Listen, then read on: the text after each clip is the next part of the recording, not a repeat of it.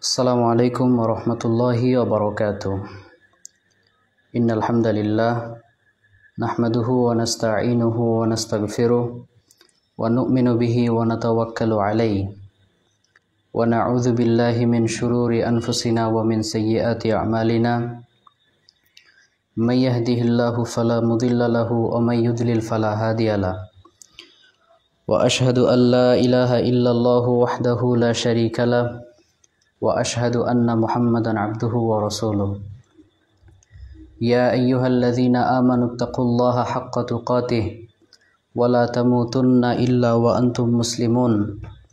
Ya ayyuhan nasu taqu rabbakumul ladzi khalaqakum min nafsin wahidah wa khalaqa minha zawjaha wa batha minhuma rijalan katsiran wa nisaa'a. Wattaqullaha alladzi tasaaluna bihi wal arham. Innallaha kana 'alaikum raqiba. Ya ayyuhalladzina amanu taqullaha wa qulu qawlan sadida yuslih lakum a'malakum wa yaghfir lakum dhunubakum wa man yuti'illaha wa rasulahu faqad faza fawzan 'azima.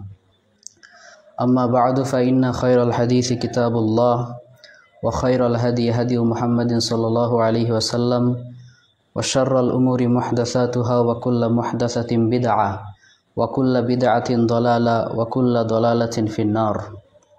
আলহামদুলিল্লাহ, সমস্ত প্রশংসা, যাবতীয় গুণগান মহিয়ান গরিয়ান কৃপানিধান আল্লাহ রব্বুল আলামিনের জন্য, যার অপার অনুগ্রহে এবং অশেষ মেহেরবানিতে আমরা ইসলাম নিয়ে, ঈমান নিয়ে স্বাধীন দেশে বেঁচে আছি।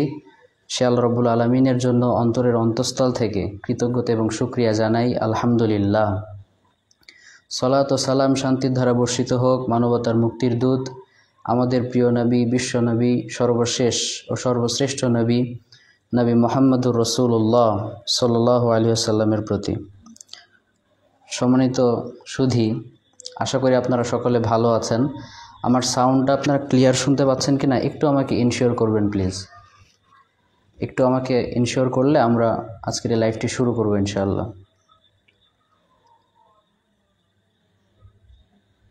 আমার সাউন্ড ঠিকঠাক ক্লিয়ার শোনা যাচ্ছে কিনা একটু জানাবেন প্লিজ।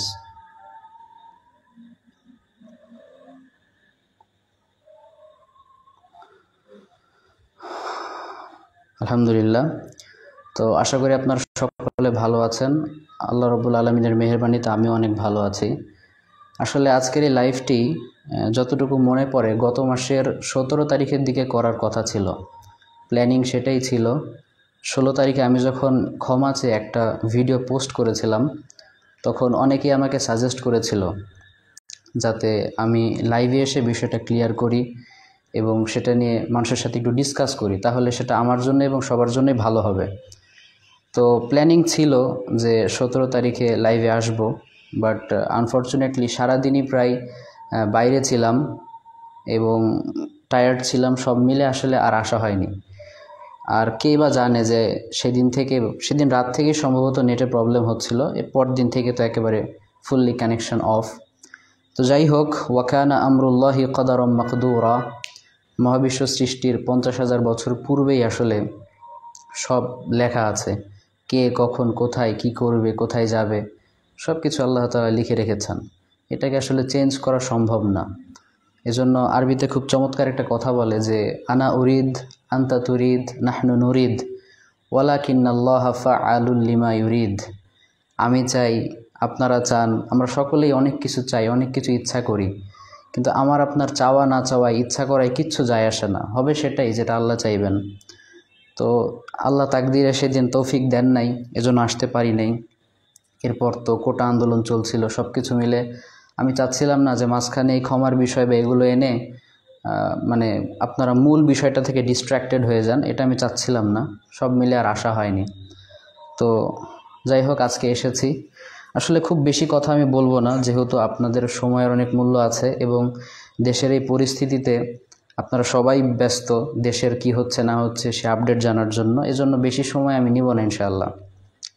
আজকের এই লাইভের শুরুতে আমি আপনাদেরকে ধন্যবাদ জানাই যে আপনারা লাইভে এসেছেন, আপনারা জয়েন করেছেন, সময় দিচ্ছেন, এবং আশা করি আপনারা লাইভটি শেয়ার করে দিবেন যাতে করে আমার এই ভিডিওটা বেশি থেকে বেশি মানুষ পর্যন্ত ছড়িয়ে যায় ইনশাআল্লাহ।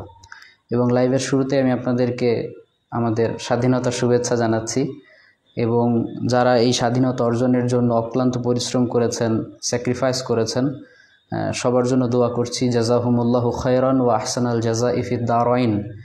আল্লাহ যেন দুনিয়া এবং আখিরাতে তাদেরকে জাযায়ে খায়ের দান করেন।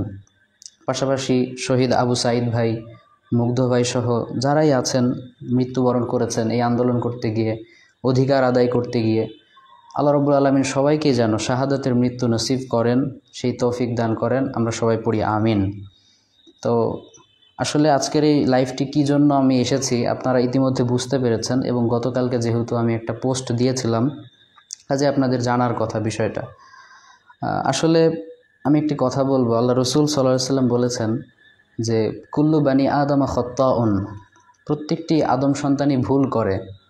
ওয়া খায়রুল খাত্তাইনা আত-তাওয়াবুন, আর এই ভুলকারীদের মধ্যে সর্বোত্তম ভুলকারী বা সর্বশ্রেষ্ঠ ভুলকারী হচ্ছে সেই ব্যক্তি যে তার ভুল থেকে তওবা করে, নিজেকে শুধরে নেয়। কারণ প্রত্যেকটা মানুষেরই ভুল হতে পারে, এটা খুবই ন্যাচারাল। তো আমারও অনেক ভুল হয়েছে, আমি শুরুতেই লজ্জা প্রকাশ করছি এবং আমি অনুতপ্ত আমার ভুলের জন্য। আমি আসলে কিভাবে কথাগুলো বলবো আমি ওরকম প্রিপারেশন নেইনি, আমি জাস্ট মন থেকে যে কথাগুলো আমার আসে আমি সেগুলোই আপনাদের সাথে বলছি। তো আসলে প্রত্যেকটা মানুষই ভুল করতে পারে, এবং অনেক সময় দেখা যায় ভুলটা এত বড় হয়ে যায় যে সেটার খেসারত সারা জীবন তাকে দিতে হয়। এবং আরেকটি ব্যাপার হচ্ছে আমরা অনেকেই অলস, কিন্তু শয়তান কিন্তু আসলে অলস না। সে আমাদের সামনে থেকে, পেছন থেকে, ডান থেকে, বাম থেকে, এরপরে মাজরাত দাম, রক্তের শিরায় উপশিরায় গিয়ে সবসময় আমাদেরকে ধোঁকা দেওয়ার ট্রাই করে।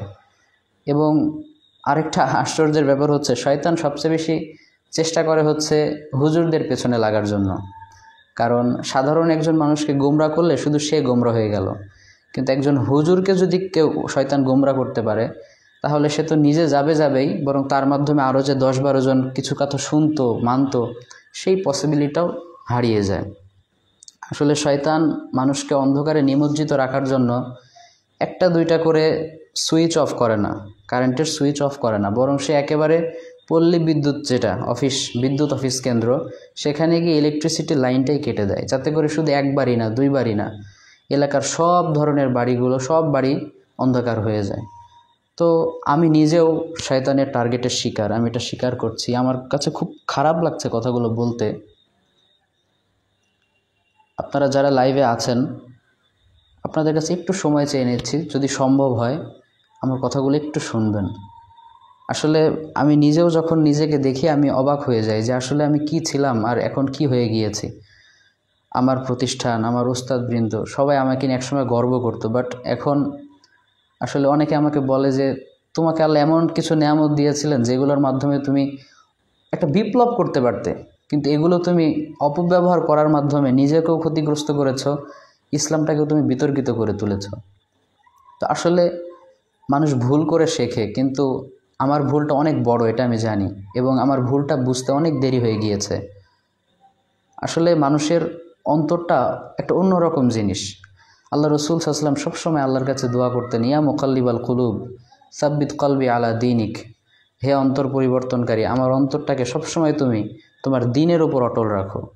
ইয়া মুসাররিফাল কুলুব সররিফ কুলুবানা আলা তাআতিক, হে অন্তর পরিবর্তনকারী, আমার অন্তরটাকে তোমার আনুগত্যের দিকে তুমি ফিরিয়ে দাও।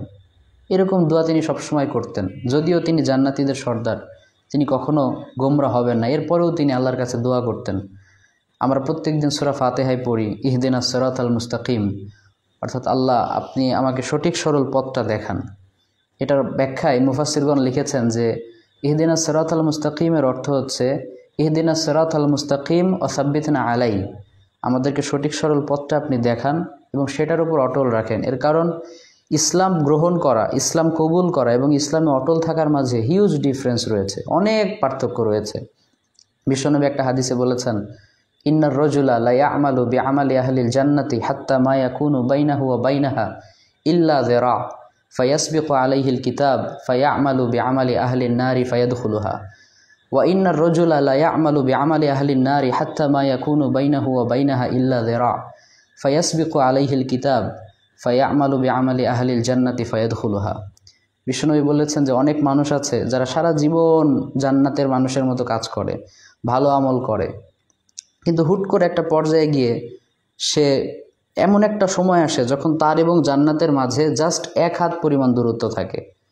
রিপিট, আমি আবারও বলছি, জাস্ট 1 হাত পরিমাণ, অর্থাৎ আমি এখানে জান্নাত এখানে, এত কাছাকাছি অনেক বান্দা চলে আসে। কিন্তু আসার পরে হুট করে সে জাহান্নামীদের মতো আমল করা শুরু করে এবং শেষমেশ তার ঠিকানা হয় জাহান্নাম। আবার অনেক মানুষ আছে সারা জীবন জাহান্নামীদের মতো কাজ করতে থাকে, বাট এগুলো করতে করতে একটা পর্যায়ে এসে সে নিজের ভুল বুঝতে পারে, আল্লাহর কাছে ক্ষমা চেয়ে জান্নাতীদের আমল করা শুরু করে। সর্বশেষ আল্লাহ তার জীবনের সব গুনাহ মাফ করে তাকে জান্নাতি বানিয়ে দেন। সুবহানাল্লাহ বিহামদি। কারণ ইন্নাল্লাহা ইয়াগফিরুয যুনুবা জামিআ, আল্লাহ সব গুনাহ মাফ করতে সক্ষম, তিনি সব গুনাহ ক্ষমা করে দিবেন। তো আমি আসলে অনেক বড় অন্যায় করে ফেলেছি, এটা আমি বুঝতে পারছি। তবে আল্লাহ রাব্বুল আলামিন বলেছেন, লা তাকনাতু মির রাহমাতিল্লাহ, আল্লাহর রহমত থেকে নিরাশ হয়েও না। এজন্য আমি আল্লাহর রহমত থেকে নিরাশ না হয়ে আমি আল্লাহর কাছেও ক্ষমা চাই, আপনাদের কাছেও ক্ষমা চাই। আজকের এই লাইভের মাধ্যমে, আজকে আপনারা লাইভে যে কয়জন মানুষ আছেন, দয়া করে আমার লাইভটি শেয়ার করে দিবেন, যাতে করে আমার এই ক্ষমা চাওয়ার বিষয়টা বেশি থেকে বেশি মানুষ জানতে পারে। এবং যারা আমাকে ঘৃণা করে, যারা আমাকে অভিশাপ করে, তারা আমাকে ভালো না বাসুক, অন্তত আমার পর অভিশাপ করা যেন তারা বন্ধ করে। আজকের এই লাইভে আমি আপনাদের সবাইকে সাক্ষী রেখে আল্লাহ সুবহানাহু ওয়া তাআলার কাছে ক্ষমা চাচ্ছি। আমার পতিতের যত কৃতকর্ম আমি করেছি, কিছু কিছু বিষয় ছিল হয়তো বা ব্যাখ্যা করা যেত, বাট আমি সেই দিকেও যাচ্ছি না। আমি আজকে সবার সামনে লাইভে স্বীকার করছি যে আমি যে সকল কাজ করে ফেলেছি, অনেক কাজ আছে যেগুলো ইসলাম সাপোর্ট করে না।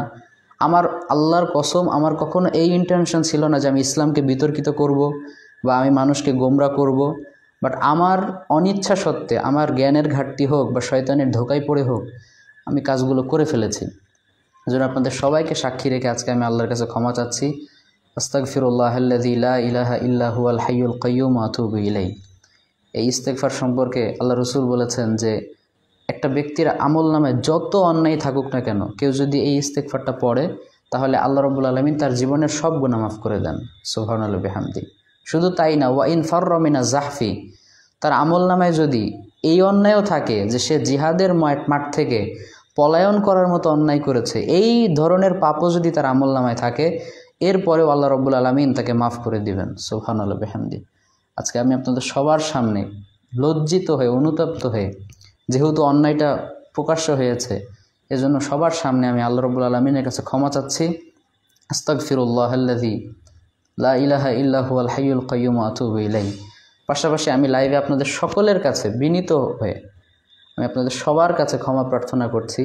আমার কথার মাধ্যমে যারা কষ্ট পেয়েছেন, যারা আমার প্রতি বিরক্ত, আশা করি এরপর থেকে কখনো আমি আপনার বিরক্তির কারণ হব না ইনশাআল্লাহ। এবং সর্বাত্মক চেষ্টা করব একেবারে যত ধরনের ফালতু কথা আছে, অপ্রাসঙ্গিক কথা আছে, আমি আল্লাহকেও ওয়াদা করছি, আপনাদেরকেও ওয়াদা করছি ইনশাআল্লাহ, যতটুকু আলোচনা করব ততটুকু চেষ্টা করব একেবারে কোরআন এবং সুন্নাহ থেকে, এবং বোঝাবও চেষ্টা করব সেখান থেকে। অপ্রাসঙ্গিক যে আলোচনাগুলো আছে, বিশেষ করে সিনেমা, নায়ক নায়িকা বা এই জাতীয় কথাগুলো, আমি ইনশাআল্লাহ আমার সজ্ঞানে আমি কখনো এগুলো নিয়ে আর ইনশাআল্লাহ কথা বলবো না। যদিও বলি তাও ভালোর জন্য, এরপরেও সর্বাত্মক চেষ্টা করব যেন এগুলোতে আমি একেবারে না যাওয়ার জন্য। এর কারণ কোরআন এবং সুন্নাহ এটা একেবারে একটা পরিপূর্ণ প্যাকেজ, এখানে আর কিচ্ছু লাগবে না, কোরআন এবং সুন্নাহই যথেষ্ট। কাজে আমি সর্বাত্মক চেষ্টা করব অপ্রাসঙ্গিক যত ধরনের কথা আছে এগুলোকে আজকে থেকে, এখন থেকে পরিহার করে চলার ইনশাআল্লাহ। আপনারা আমার জন্য দোয়া করবেন, আল্লাহ যেন আমাকে হেদায়েত দান করেন এবং হেদায়েতের উপর অটল রাখেন, এই দোয়াটা আমি আপনাদের সকলের কাছে চাই। এখন সর্বশেষ আমি দু একটা কথা বলে আমি লাইভটি শেষ করে দেব ইনশাআল্লাহ, যেহেতু অনেকক্ষণই হয়ে গিয়েছে। আমার এই ক্ষমা চাওয়া দেখে অনেকে অনেক কথা বলবেন, এটা আমি জানি। অনেকেই বলবেন যে হয়তো যে ভাইরাল হয়ে গিয়েছে এখন ক্ষমা চেয়ে নিচ্ছে, যেটা বাংলাদেশের ট্রেন্ড, এটা আসলে অস্বীকার করার কিছু নাই। বাংলাদেশে এরকম প্রায়ই হয় যে একটা অন্যায় করে এরপর ক্ষমা চেয়ে নেয়, ব্যাস হয়ে গেল।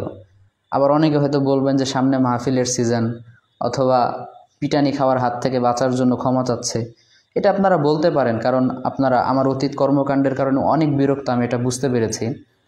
তবে আজকে আমি আপনাদের সবাইকে মন থেকে একটা কথা বলতে চাই, সেটা হচ্ছে আমি কোনো কিছুর জন্যই ক্ষমা চাচ্ছি না, আমি শুধুমাত্র আল্লাহ সুবহানাহু ওয়া তাআলাকে খুশি করার জন্যই আজকে আমি ক্ষমা চাচ্ছি।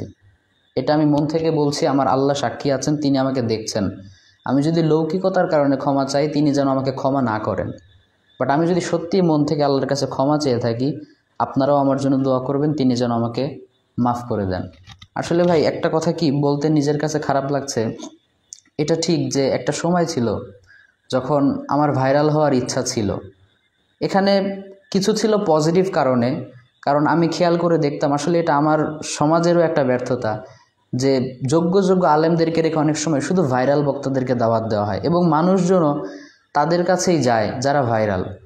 তখন থেকে আমি একটা জিনিস ভাবতাম যে আমি হয়তোবা ভাইরাল হতে পারলে কোরআন সুন্নাহর কথাগুলো বেশি মানুষের কাছে পৌঁছে দিতে পারবো, আমি হয়তোবা আমার দাওয়াতটা আরও বিস্তৃত আকারে দিতে পারবো। অর্থাৎ ইসলাম প্রচার করে ভাইরাল হওয়া নয়, বরং ভাইরাল হয়ে ইসলাম প্রচার করা আমার উদ্দেশ্য ছিল। বাট মানুষকে শেখানোর জন্য এই ভাইরাল হওয়ার ইচ্ছা থেকে আস্তে আস্তে আমি ইসলাম থেকেই যেন অনেকটা দূরে সরে গিয়েছি। আল্লাহ আমাকে মাফ করুন। মানুষকে ইসলাম শেখানোর জন্য যে ভাইরাল হওয়ার ইচ্ছা ছিল, সেই ভাইরাল হতে গিয়ে আমি নিজেই ইসলাম থেকে অনেক দূরে সরে গিয়েছি। আজকে আমি মানুষকে কি শেখাবো? মানুষ আমাকে শেখায়। আমার কষ্ট লাগছে কথাগুলো বলতে।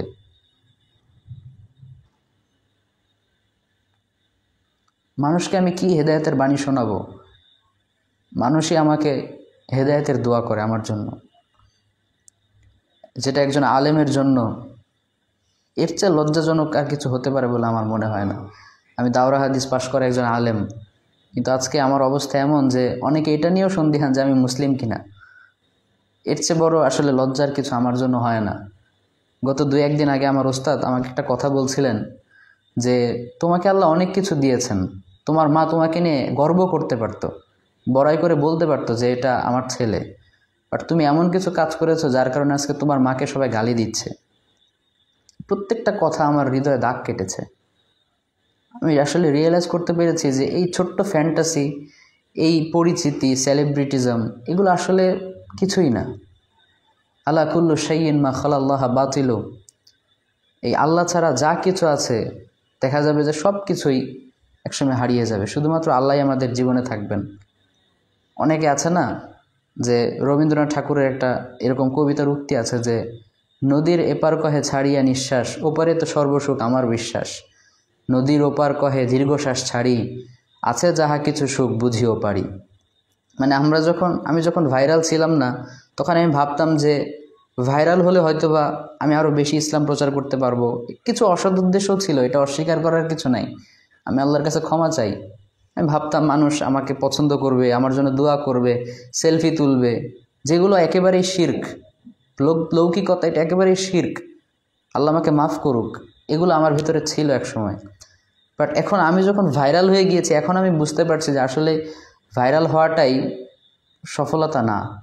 ফামান যুহযিহা আনিন নার ওয়া উদখিলাল জান্নাতা ফাকাদ ফাজ। যে ব্যক্তিকে জান্নাতে ঢোকানো হবে, জাহান্নাম থেকে বাঁচানো হবে, সেই হলো প্রকৃত সফলকাম, সেই প্রকৃত সাকসেসফুল ব্যক্তি। তো আসলে আমি মোহাচ্ছন্ন ছিলাম। আল্লাহ যেন আমাকে মাফ করেন, আমি এই দোয়াটা আপনাদের সকলের কাছে চাই।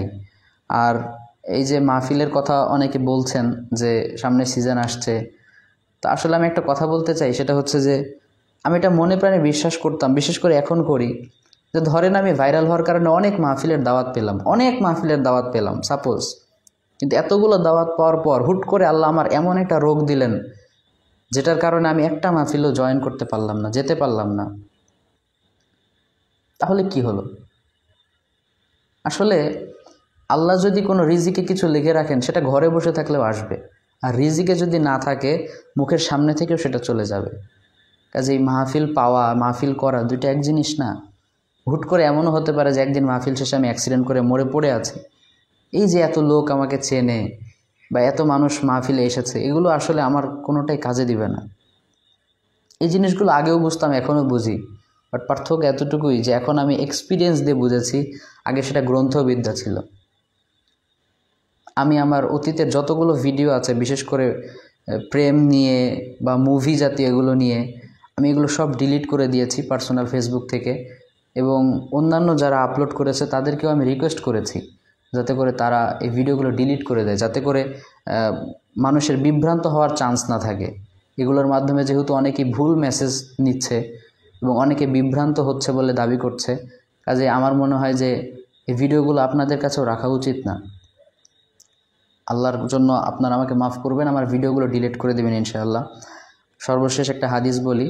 আল্লাহ রসুল সাল্লাল্লাহু আলাইহি ওয়াসাল্লাম বলেছিলেন যে লাউল উম্মাতা, আল্লাহ রসুল সাল্লাল্লাহু আলাইহি ওয়াসাল্লাম বলেছিলেন যে ওয়ালাম আন্নাল উম্মাতা লাউ ইজতামাআত আলা আইয়ানফাউকা বিশাইইন লাম ইয়ানফাউকা ইল্লা বিশাইইন ক্বাদ কাতাবাহু আল্লাহু লাক ওয়া ইন ইজতামাউ আলা আইয়াদুররুকা বিশাইইন লাম ইয়াদুররুকা ইল্লা বিশাইইন ক্বাদ কাতাবাহু আল্লাহু আলাইক।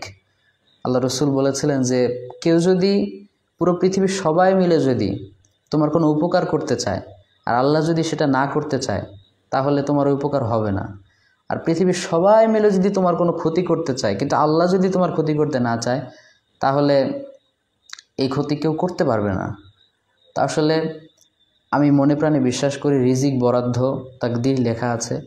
আমি আমার ভুল বুঝতে পেরেছি, জানি না আমার সামনে কি হবে, বাট আমি আল্লাহর কাছে আশা করি তিনি যেন আমাকে মাফ করে দিবেন ইনশাআল্লাহ, এবং আপনাদের কাছে মনোতপ্ত হয়ে এই জন্য ক্ষমা চাচ্ছি। আর সর্বশেষ আমি আরেকটা কথা বলি যে অনেকে এখনও কমেন্ট করছেন, যাই হোক এটা আসলে আমি তো পারবো না, বাংলাদেশের এই 18 কোটি মানুষের সবাই এক একজন এক এক রকম, তো সবাইকে তো আসলে চেঞ্জ করা সম্ভব না। তো বিষয়টা হচ্ছে যে আল্লাহ রসুল সাল্লাল্লাহু আলাইহি ওয়াসাল্লাম এর জামানায় এক সাহাবী একবার এক কাফেরকে হত্যা করতে গিয়েছিল। তো হত্যা করার সময় ওই কাফের কালেমা পড়ে ফেলেছিল। তো আপনারা জানেন অবশ্যই যে একটা অমুসলিম যখন বা কাফের যখন কালেমা পড়ে ইসলাম কবুল করে তার কিন্তু জীবনের অতীতের সব গুনাহ মাফ হয়ে যায় এবং তাকে আর হত্যা করা যায় না, তার জানমাল তখন পবিত্র হয়ে যায়। তো ওই সাহাবী তাকে হত্যা করতে যাওয়ার সময় কালেমা পড়ে ফেললো। তখন এই সাহাবী মনে মনে ভেবেছিল যে এই কাফের মনে হয় আমার থেকে বাঁচার জন্য কালেমা পড়ছে, এজন্য তার দিকে খেয়াল না করে তাকে হত্যা করে ফেলেছে। পরবর্তীতে এই ঘটনা যখন আল্লাহ রসুল সাল্লাল্লাহু আলাইহি ওয়াসাল্লামের কাছে বর্ণনা করা হলো তখন আল্লাহ রসুল বললেন হাল্লা শাকাক্তা কলবাহু, তাকে হত্যা করার আগে একবার তার অন্তরটা ফেরে দেখতে, অর্থাৎ তুমি যে তাকে হত্যা করলে তুমি কি মনে করে হত্যা করলে, তুমি কি তার অন্তর ফেরে দেখেছো? সে সত্যিই যে তোমার ভয়ে বা তোমার থেকে বাঁচার ভয়ে কালেমা পড়েছে, এটা কি তুমি শিওর? যদি সত্যিই এমন হয় তাহলে আর সমস্যা নাই, কিন্তু সে যদি আল্লাহকে খুশি করার জন্য ওই মৃত্যুর আগে কালেমা পড়ে থাকে তাহলে আমি জানি না কিয়ামতের দিন তোমার সাথে কি হবে, আমি তোমার কোনো দায়িত্ব নিতে পারবো না। তখন সেই সাহাবী আফসোস করে বলেছিলেন যে হায় আফসোস, আমি যদি অতীতে মুসলিম না হয়ে আজকে মুসলিম হতাম তাহলেই মনে হয় বেশি ভালো হতো, কারণ এই হত্যাটা করার পর আমি যদি ইসলাম কবুল করতাম তাহলে আমার জীবনের পূর্বের ওই হত্যাটা আমার আর লেখা থাকতো না, আল্লাহ আমাকে মাফ করে দিতেন। কাজেই আমরা তো কারো অন্তর জানি না, আপনার মনে হচ্ছে যে এটা আপনি 99% শিওর যে এই লোকটা অভিনয় করছে বা নাটক করছে, বাট আপনি তো আমার অন্তর চিরে দেখেন না। আমি যদি সত্যিই নাটক করে থাকি তাহলে আর আপনার অন্যায় পাপ হলো না, কিন্তু আমি যদি সত্যি নাটক না করে থাকি, সত্যিই যদি অন্তর থেকে ক্ষমা চাই, তাহলে কিন্তু আপনার এই কমেন্টের কারণে আপনারই ক্ষতি হবে প্রিয় ভাইয়েরা। আমি একটা পোস্ট করেছিলাম ফেসবুকে যে একজন মানুষকে হয়তো আমরা অন্যায় করতে দেখেছি কিন্তু সেই মানুষটার তওবা আমরা দেখি নাই। অন্যায়টা হয়তো সবার সামনে হয়ে গিয়েছে কিন্তু তওবাটা সে রাতের গভীরে আল্লাহর কাছে তাহাজ্জুদের নামাজে কেঁদে কেঁদে করেছে। কাজেই আমার মনে হয় যে আপনাদের নিজেদের ভালোর জন্যই, শুধু আমার ক্ষেত্রে না, যে কারো ক্ষেত্রে একটা কথা বলার আগে, কমেন্ট করার আগে আমরা যেন একটু ভেবে নিই যে এটার মাধ্যমে আসলে আমার ক্ষতি হচ্ছে কিনা। অর্থাৎ আপনি যে কমেন্ট করছেন, এই কমেন্টটা করে যদি আপনার গুনাহের পাল্লা ভারী হয় তাহলে তো আসলে লাভ হলো না। তো যাই হোক, আমি আর কথা বাড়াতে চাচ্ছি না, আমি এটাই বলতে চাচ্ছিলাম যে আসলে আমি আমার কাজের জন্য অনুতপ্ত, লজ্জিত, এবং আশা করি এরপর থেকে এমনটা কখনো হবে না ইনশাআল্লাহ। এবং যাদের সম্ভব হয়, যারা আমাকে বিশ্বাস করেন, আমি আশা করি আপনারা আমাকে ক্ষমা সুন্দর দৃষ্টিতে দেখবেন এবং আপনার এই ভাইয়ের জন্য দোয়া করবেন। আমি যেহেতু দাওরা হাদিস পাশ করেছি, আমার যতটুকু জ্ঞান আছে, একজনকে পারি, দুইজনকে পারি, আমি যেন এই জ্ঞানটা তাদের মাঝে বিতরণ করতে পারি, এটা নিজেও আমল করতে পারি, অন্যকেও আমলের জন্য আমি বলতে পারি। আপনাদের কাছে এই কামনা করে আজকের মতো আমি আমার এই লাইফটি শেষ করতে যাচ্ছি। সুবহানাকাল্লাহুম্মা বিহামদিক, আশহাদু আল্লা ইলাহা ইল্লা আন্ত, আস্তাগফিরুকা ওয়া আতুবু ইলাইক। আসসালামু আলাইকুম ওয়া রাহমাতুল্লাহি ওয়া বারাকাতুহু।